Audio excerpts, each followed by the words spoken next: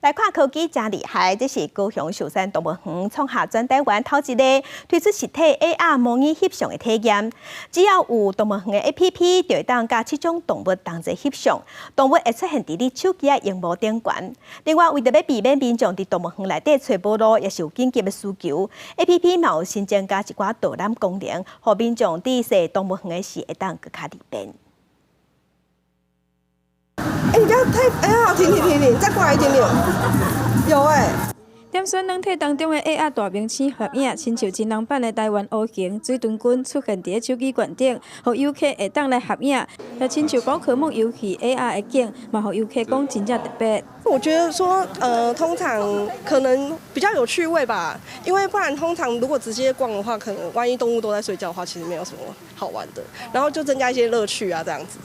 这款是高雄寿山动物园甲电脑公司共同设出的手机软体，游客会当免费抓落来。 有娱乐功能，嘛有导览地图，随机点选想要去的所在，会当像手机导览共款带游客去，唔免像过去，就要靠地图还是指标来认，看唔到方向就要踅路。说园区这么大，如果没有导览，可能人走也不好逛吧。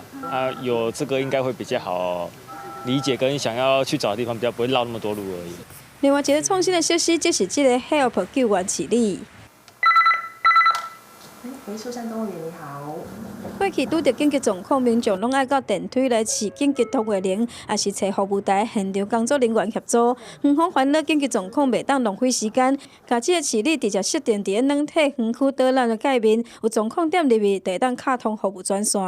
借由这个 Help， 然后直接来跟我们的服务中心人员来做个联络。那此外，可能也是遇到一些比较可能突发状况，可能是他不小心跌倒啊或受伤，那可能四周刚好又没有我们的同仁可以来协助的时候，也可以借由这个功能，那及时找到我们服务人员，然后我们来适当的给予协助。 寿山动物园表示，救援视力会当改善以往990分布地点较远的状况，游客观赏的路线、停看的时间等等的消息，嘛会传去网络的资料库，互园方透过大数据来分析，归纳着游客较介意，还佫有需求，会当当作是因未来营运改善的参考。记者王刘婷、陈hen坤报道。